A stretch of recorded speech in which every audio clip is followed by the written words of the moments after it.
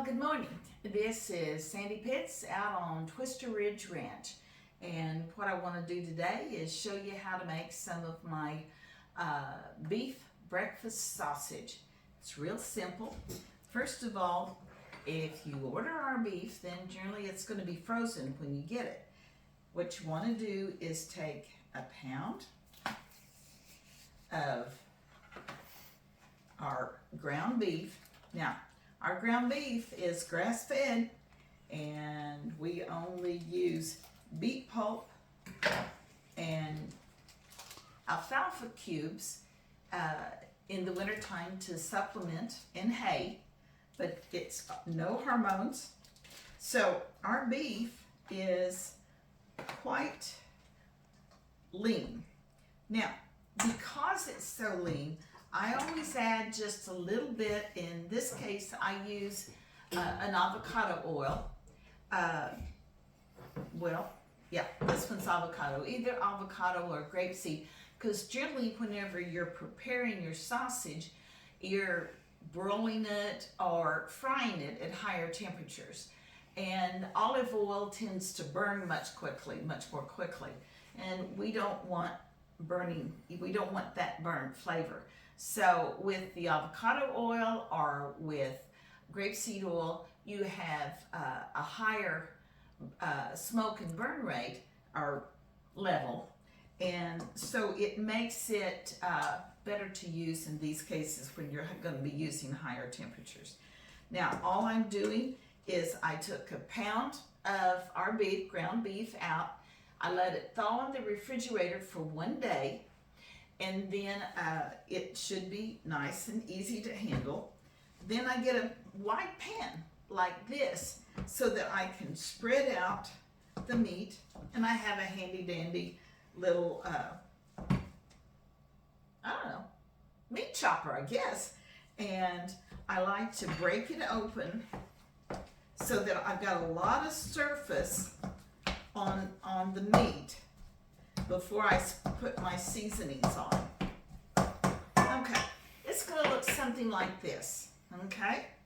Now, we like things a little spicy, so first of all, I'm going to use a little habanero, mesquite. Okay, now, so I was going to show you again, we had some clutter here. I'm new at this, so bear with us. Anyway, so spread your meat out. Don't press it so much. You don't want to make it dry and squeeze all the juice out. Just kind of break it up.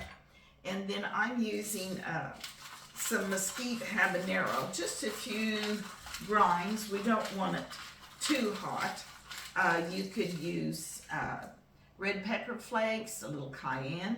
Now, I like to go and, in this case, sometimes I use my own seasonings, but in this case, I happen to have some that I picked up at an Amish store. And this one is the Natural Smoked Sausage Seasoning. They also have some that has the old-fashioned sage seasoning. I have a little trouble with sage, so I prefer this one. So I've got about a tablespoon of it here, and I'm going to sprinkle it all over, just like that. Now this has got salt, pepper, all sorts of spices in it. So in this case, after I added a little habanero, I'm not going to add any more salt and pepper because there should be plenty in this. Okay, now then I'm going to take about a tablespoon of good for you avocado oil,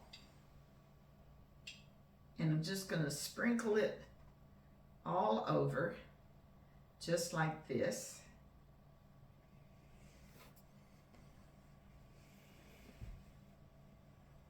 Okay.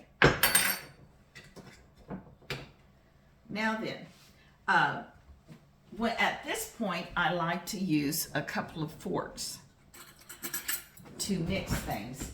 Again, I'm not wanting to squeeze. I'm wanting to keep it light, keep those juices in it, so I'm not squeezing them out. And I'm just kind of mixing it up nice and good. But by spreading it out the way I did, it allows the seasonings to be dispersed better over the meat.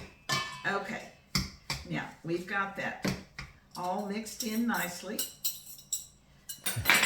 Okay, now we've got our mixture all ready to prepare into balls. Now, I've got a couple of cute little things I use because whenever we have rides on the ranch, sometimes I've got to make oh, by the way, we have endurance rides on the ranch. And so sometimes when we have rides, I've got to make 100 or more sausage balls for the morning runs. Now, what I do to make for convenience is I take a cookie sheet and I spray some oil on it. And this can be just olive oil because we're not going to cook on this. All I'm doing right now is making my balls, and I'm going to put that down like that and then press it down. Now, sometimes these handy dandies work, and sometimes you need to just go with the old-fashioned way of rolling them out with your hand. Yeah, I think that's what we're going to do. All right, pick up a ball and just roll it out, put it down, and press it down. Now you want to kind of press the center pretty good because when these sausage patties fry, they're going to bulge up in the center, and you don't want them to bulge. Now I like to use these so I can measure everything out to about the same amount per serving. So I love my ice cream dips. I have several different sizes. Okay, got that one rolled out. We'll put it down. We'll press it down. Shape it up a little more. And again, I like to make a little dent in the center so they don't bulge up when you fry them. Okay, there's another one. Now, we're going to do a couple more of these, and then we will fill this tray. Now, what we're going to do with we're going to take the tray, put it in the freezer, let them freeze solid, but because we've sprayed with oil, it'll come loose if I take it out of the freezer, and then I just slip them out and put them in a Ziploc bag and then freeze them, put them down. You don't want to let them thaw when you're transferring them like that. You want to immediately pop them into a bag and put them back in the freezer. That way, when you're ready to prepare them, you just pick out the number you need.